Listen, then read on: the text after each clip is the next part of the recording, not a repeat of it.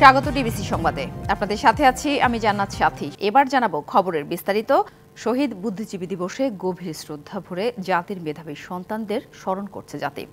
ভোরে রাজধানীর মিরপুরে শহীদ বুদ্ধিজীবী স্মৃতিসৌধে শ্রদ্ধা নিবেদন করেন রাষ্ট্রপতি মোহাম্মদ শাহাবুদ্দিন ও প্রধান উপদেষ্টা ডক্টর মোহাম্মদ ইউনূস।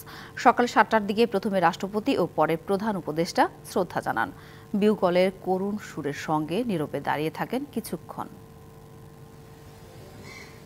সকাল ৭টা ৫ রাষ্ট্রপতি মোহাম্মদ শাহাবুদ্দিন মিরপুর শহীদ বুদ্ধিজীবী স্মৃতিসৌধে পুষ্পস্তবক অর্পণ করেন।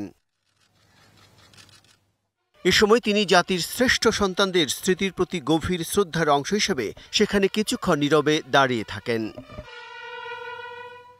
বিউগলে করুণ সুরে শহীদদের প্রতি শ্রদ্ধা জানিয়ে গার্ড অব অনার প্রদান করে ৩ বাহিনীর একটি চৌকস দল। শহীদ স্মৃতিসৌধে শ্রদ্ধা নিবেদনের পর উপস্থিত যুদ্ধাহত মুক্তিযোদ্ধা ও শহীদ পরিবারের সদস্যদের সঙ্গে কৌশল বিনিময় করেন রাষ্ট্রপতি মোহাম্মদ শাহাবুদ্দিন। রাষ্ট্রপতির পর স্মৃতিসৌধে পুষ্পস্তবক অর্পণ করেন প্রধান উপদেষ্টা ডক্টর মোহাম্মদ ইউনূস। এ সময় তিনি বীর শহীদের স্মৃতির প্রতি গভীর শ্রদ্ধা জানিয়ে কিছুক্ষণ নীরবে দাঁড়িয়ে থাকেন। এ সময় বিউগলে বাজানো হয় করুণ সুর। প্রধান উপদেষ্টার পর অন্যান্য উপদেষ্টাগণও বীর শহীদের স্মৃতির প্রতি গভীর শ্রদ্ধা নিবেদন করেন। পরে সাধারণ মানুষের শ্রদ্ধা নিবেদনের জন্য উন্মুক্ত করে দেওয়া হয় মিরপুরের বুদ্ধিজীবী স্মৃতিসৌধ। সবাই ব্যতিব্যস্ত। Bijan Kumar Das, DBC news, Dhaka. মিরপুরে বুদ্ধিজীবী স্মৃতিসৌধে বীর শহীদের স্মৃতির প্রতি শ্রদ্ধা জানাচ্ছেন বিভিন্ন শ্রেণী পেশার মানুষ। সেখানে আছেন সহকর্মী আরিফুল ইসলাম, সরাসরি যুক্ত হচ্ছে তার সাথে। আরিফ, জাতির সূর্য সন্তানদের শ্রদ্ধা নিবেদন করছেন সর্বস্তরের মানুষ, সে খবর সকাল থেকে জানাচ্ছিলেন। এই মুহূর্তে যারা শ্রদ্ধা জানাতে এসেছেন তারা কি বলছেন, কেমন বাংলাদেশ দেখতে চান জানেন?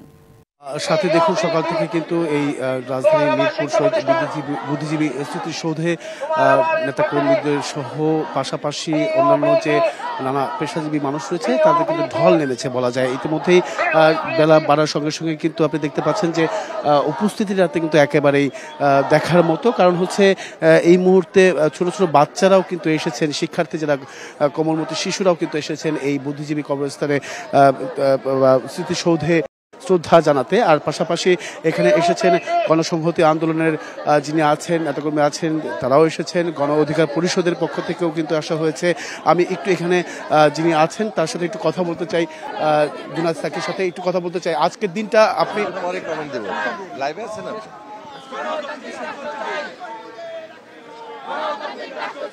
আজকের দিনের তাৎপর্যটা নতুন প্রজন্মের কাছে কিভাবে তুলে ধরবেন?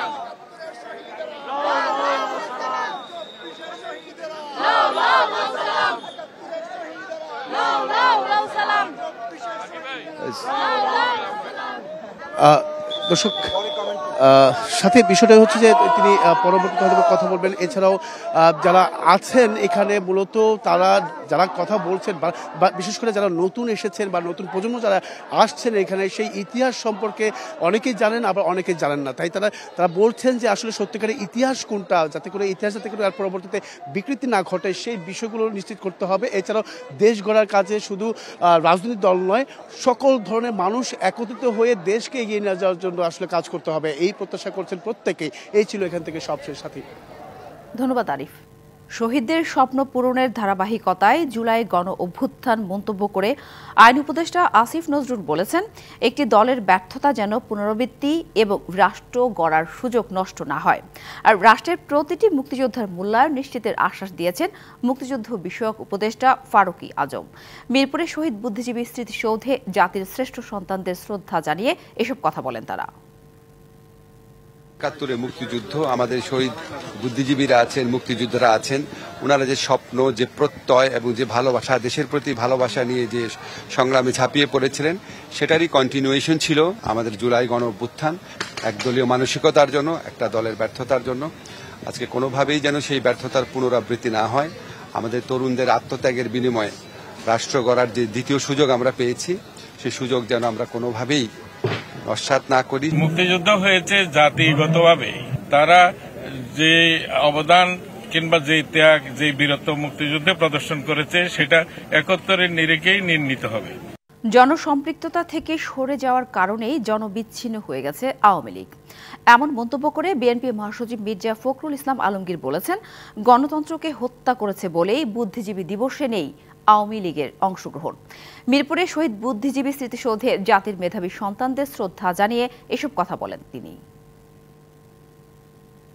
যারা জনগণ থেকে সরে যায়, যারা গণতন্ত্রকে হত্যা করেছে, যারা মানুষকে হত্যা করেছে, গণতান্ত্রিক স্বাধীনতা মানুষদেরকে যারা স্বাধীনতায় বিক্রি করে দিয়েছে, তারা অবশ্যই জনগণ থেকে বিচ্ছিন্ন হয়ে গেছে ও সঙ্গত কারণেই আজকে তারা সেখানে অনুপস্থিত। শহীদ বুদ্ধিজীবী দিবসে নানা আয়োজনের মধ্য দিয়ে দেশের সূর্য সন্তানদের স্মরণ করছে জাতি। চট্টগ্রামের আয়োজন নিয়ে জানাতে এই মুহূর্তে পাহাড়তলী বধ্যভূমিতে রয়েছেন সহকর্মী মাসুদুল হক। তার কাছ থেকে জানবো বিস্তারিত। মাসুদ, শ্রদ্ধা নিবেদনের খবর জানাবেন। যারা শ্রদ্ধা জানাতে এসেছেন তারা কেমন বাংলাদেশ দেখতে চান, আর দিবসকে ঘিরে দিনব্যাপী কি কি আয়োজন রয়েছে তাও জানাবেন। একটি বধ্যভূমি যেখানে 1971 সালে নিরস্ত্র বাঙালিদেরকে হত্যা করেছে পাকিস্তানি বাহিনী, এবং এখানে স্বাধীনতার পরবর্তী সময়ে প্রায় কয়েক হাজার মাথার খুলি উদ্ধার করা হয়েছে। সে সময় এই এলাকাটির নাম ছিল জল্লাদখানা। আজকে জাতির যারা শ্রেষ্ঠ সন্তান তাদেরকে স্মরণ করতে এখানে সকল শ্রেণী পেশার মানুষ, ছাত্র জনতা তারা এসেছেন। তারা জাতির শ্রেষ্ঠ সন্তানদের তারা ফুল দিয়ে শ্রদ্ধা নিবেদন করছেন। মূলত আজকের দিনটি ঘিরে নানা আয়োজন রয়েছে। আমার সাথে একজন যুক্ত হচ্ছেন। আপনি তো এখানে এসেছেন, আপনারা কেমন বাংলাদেশ চান আপনারা যদি বলতে? জি, আমরা আজকে 14 ডিসেম্বর 2024 1971 সালে এই দিনে মহান মুক্তিযুদ্ধের বিজয়ের দ্বারপ্রান্তে এসে এদেশের বুদ্ধিজীবীদের নির্মমভাবে হত্যা করা হয়েছিল। আজকে সেই মহান দিবস শহীদ বুদ্ধিজীবী দিবস। এই দিবস উদযাপন উপলক্ষে চট্টগ্রাম সিটি কর্পোরেশন প্রতি বছর নেয়। এই বছরও আজকের এই পাহাড়তলী বধ্যভূমিতে আজকে গভীর শ্রদ্ধার সাথে স্মরণ করার জন্য চট্টগ্রাম সিটি কর্পোরেশনের মাননীয় মেয়র মহোদয়ের নেতৃত্বে সিটি কর্পোরেশনের কর্মকর্তা কর্মচারী এবং সিটি কর্পোরেশন পরিচালনাধীন শিক্ষা প্রতিষ্ঠানের প্রধানগণ আজকে এখানে উপস্থিত হয়েছে। আমরা আজকে শহীদ বুদ্ধিজীবীদের আত্মার মাগফিরাত কামনা করছি, তাদের শান্তি কামনা করছি, এবং আগামী চট্টগ্রামে যতগুলো বধ্যভূমি আছে সবগুলো বধ্যভূমিকে সংরক্ষণ করার জন্য আমরা দাবি জানাচ্ছি। আপনাকে ধন্যবাদ। তবে দুঃখের বিষয় এই বধ্যভূমিটি স্বাধীনতার এত বছর পরও কিন্তু সেইভাবে সংরক্ষণ করা হয়নি। শুধু এটি নয়, অন্যান্য যে সমস্ত বধ্যভূমি রয়েছে সেগুলো কিন্তু একই অবস্থা। তো যেমনটি বলছিলাম, একটু পরে এখানে চট্টগ্রামের সিটি মেয়র তিনি আসবেন, এখানে জাতির শ্রেষ্ঠ সন্তানদের তিনি ফুল দিয়ে শ্রদ্ধা নিবেদন করবেন। তো এই ছিল আমার কাছে চট্টগ্রাম থেকে খবরাখবর। সাথী, ধন্যবাদ মাসুদ। প্রেম ও দ্রোহের কবি হেলাল হাফিজের প্রথম জানাজা অনুষ্ঠিত হবে বাংলা একাডেমিতে। এর মধ্যে বাংলা একাডেমিতে নেওয়া হয়েছে তার মরদেহ। পরে বাদ জোহর মরদেহে শ্রদ্ধা জানানোর জন্য রাখা হবে জাতীয় প্রেস ক্লাবে। সবশেষে তাকে দাফন করার কথা রয়েছে রাজধানীর মিরপুরে বুদ্ধিজীবী কবরস্থানে। শুক্রবার বিকেলে রাজধানীর শাহবাগে একটি হোস্টেলে পা পিছলে পড়ে যান তিনি। পরে বঙ্গবন্ধু মেডিকেল বিশ্ববিদ্যালয় হাসপাতালে নেওয়া হলে চিকিৎসকরা তাকে মৃত ঘোষণা করেন। মৃত্যুকালে হেলাল হাফিজের বয়স হয়েছিল ৭৬ বছর। যে জলে আগুন জ্বলে এখন যৌবন যার, যুদ্ধে যাবার তার শ্রেষ্ঠ সময়, এমন অনেক জনপ্রিয় কবিতা লিখে গেছেন হেলাল হাফিজ। হেমন্তের শেষ মুহূর্তে রাজধানী সহ সারা দেশে বেড়েছে শীতের প্রকোপ। আজ দেশের সর্বনিম্ন তাপমাত্রা রেকর্ড করা হয়েছে চুয়াডাঙ্গায় ৮.৭ ডিগ্রি সেলসিয়াস।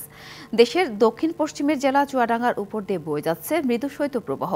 এর সাথে রয়েছে ঘন কুয়াশা ও কনকনে ঠান্ডা বাতাসের দাপট। সন্ধ্যার পর থেকে সকাল অবধি এর তীব্রতা বাড়ছে। দিনের কিছু সময় সূর্য উঠলেও উত্তাপ মিলছে না। এই অবস্থায় নিম্ন আয়ের মানুষের দুর্ভোগ কয়েক গুণ বেড়েছে। এদিকে ঘন কুয়াশায় মাঠে ধানের বীজতলা নষ্টের আশঙ্কা দেখা দিয়েছে। উত্তরের জেলা পঞ্চগড়ের উপর দিয়ে বয়ে যাচ্ছে মৃদু শৈত্যপ্রবাহ। ঘন কুয়াশা আর হিমেল বাতাসে জুবুথু জেলার মানুষজন।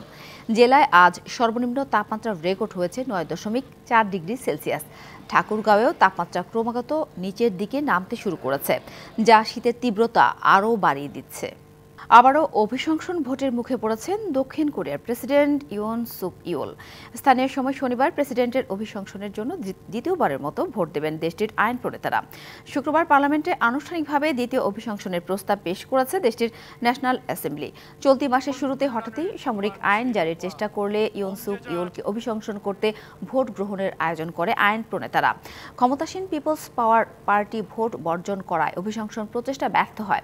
এদিকে গেল সপ্তাহে এক প্রকাশ্য বিবৃতিতে ইউন সুক ইয়োল জানান, গণতন্ত্র রক্ষা করতেই সামরিক আইন ঘোষণা করেছিলেন।